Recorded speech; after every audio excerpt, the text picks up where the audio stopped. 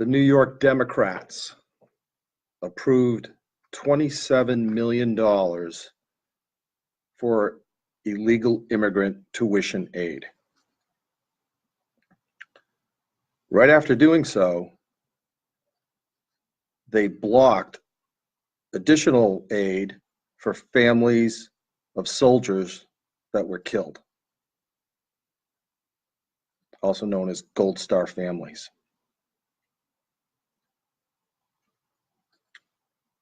So 27 million approved for illegal immigrants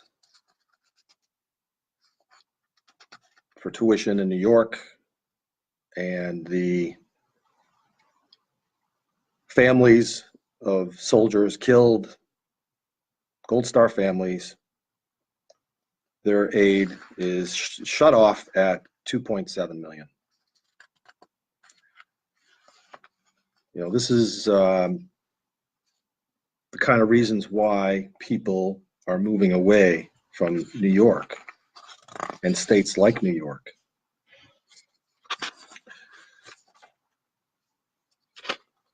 Like Connecticut, for instance. Connecticut is, congratulations, Connecticut. You're number 4 in the country for a percentage of people moving out of your state. At 57.1%. 57.1% of all moves are out of the state. Number 4 in the country. Congratulations, Connecticut.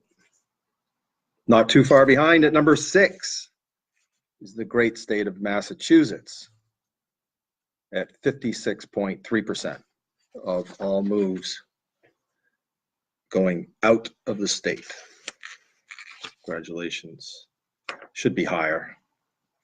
Why would anyone want to live here?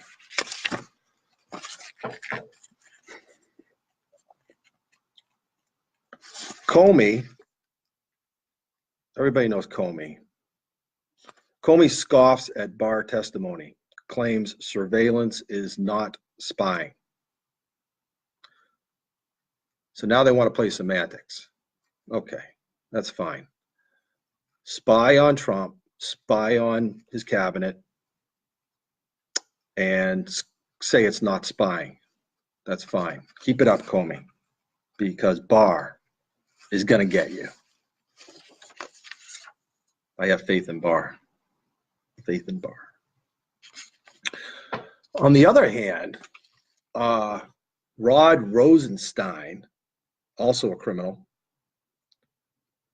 the deputy AG, Rod Rosenstein, he is saying that AG William Barr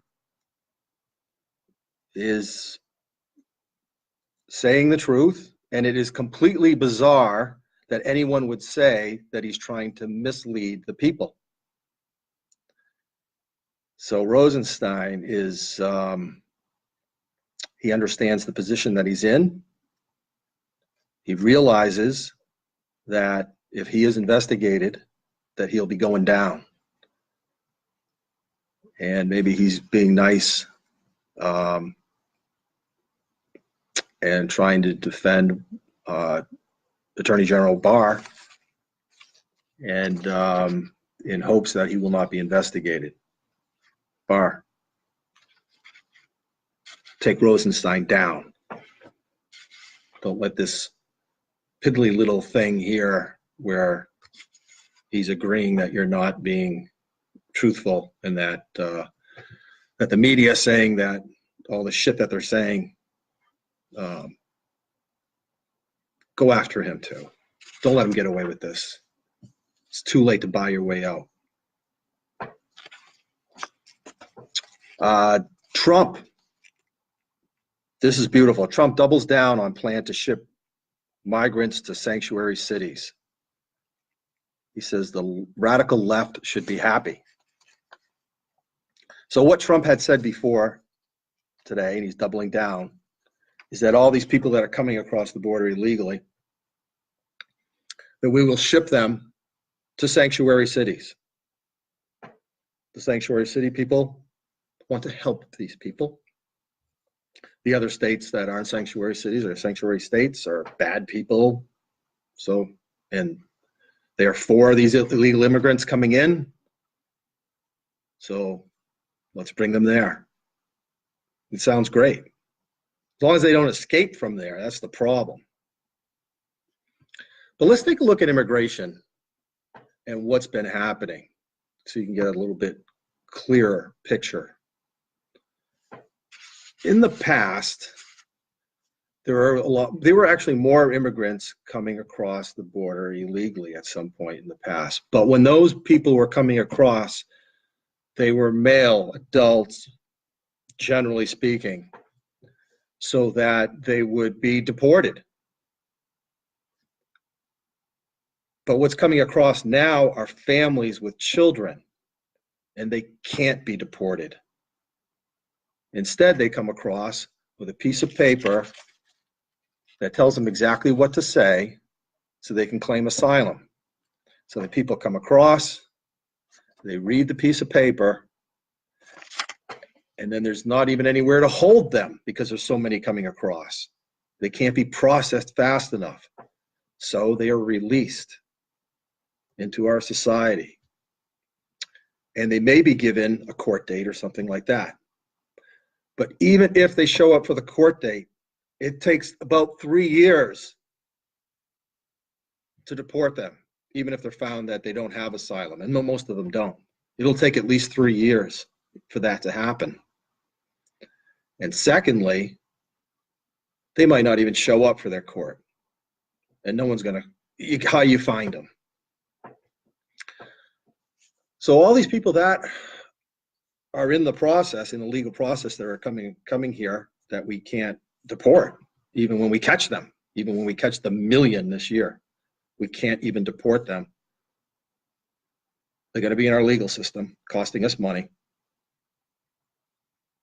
And God forbid if Trump doesn't win, because all of them will be given sanctuary.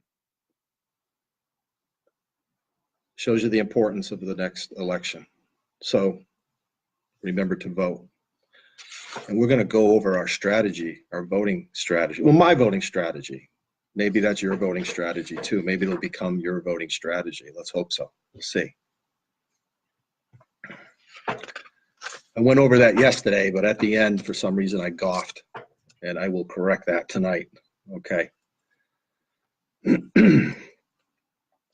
Actually, we'll do that right now. So get out a pen. Here's a strategy. You're going to register as undeclared. Undeclared. Not independent. Independent is a party in Massachusetts. I'm talking about Massachusetts now. You have to check your own state's laws because this is not the United States. It's a bunch of states with their own laws. They're very different. But in Massachusetts, you register as undeclared. And then you go in to the primary election. And you say, okay, so we have two different tickets. You can take the Republican or the Democrat. Now, of course, the only sane person that's going to be running will be Trump. He's a Republican. And we know he's going to win the primary. So we're not going to take a Republican ticket because we know he's going to win the primary anyway. Well, instead, we're going to choose the Democrat ticket for the primary. So we got the Democrat ticket. Now, on that Democrat ticket, we're going to pick a candidate that has a chance of winning the primary and is the most nutcase of the ones that have a potential of winning that primary. And there's going to be some nutcases to choose from, some really good nutcases to choose from. So we're going to have to wait and see, as we get close to election, as they weed out some of the, find out who the front runners are. And then we can decide which one is the biggest nutcase that has a chance of winning, and we're going to vote for that one in hopes that that person is going to be the one that will be against Trump in the general election that he can easily defeat. Of course, I can tell you right now, mark my words, Trump is going to go another 4 years. He's going to win. But let's help him a little bit anyway.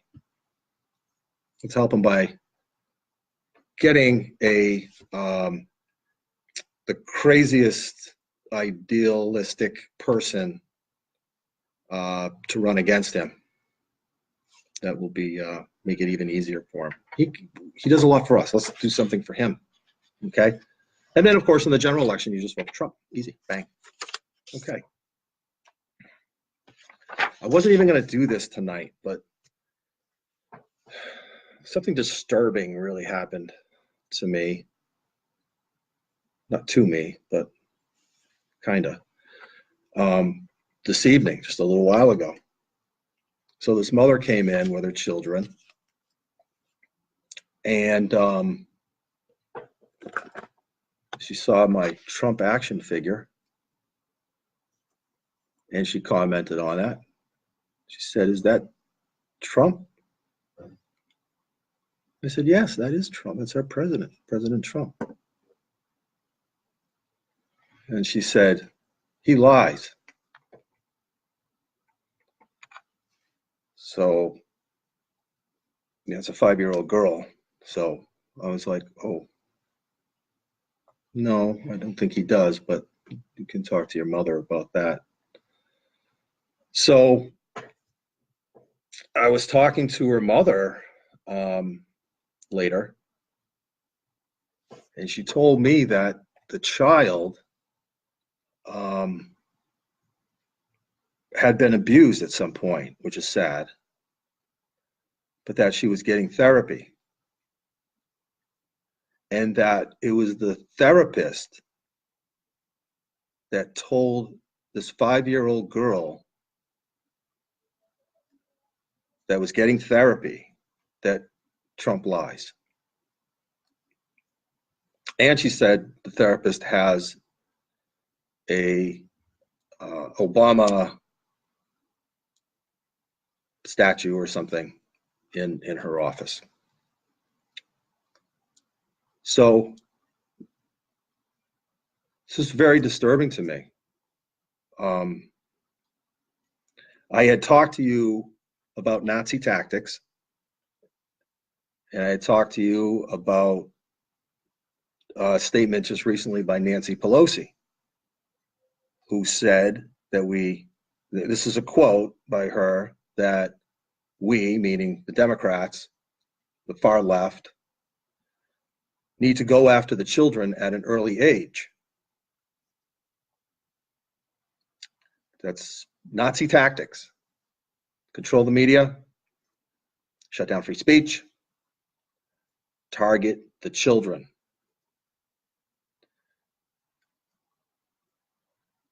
But here's a 5-year-old girl who had been abused, who went to a therapist for help, and is a therapist talking politically to this vulnerable child that our president lies. To what degree do we have to listen and put up with that type of conduct? I'll probably see the mother again in the future. I don't know what to suggest to her. I'm not the child's father. But this therapist shouldn't have a license, not with doing those types of things.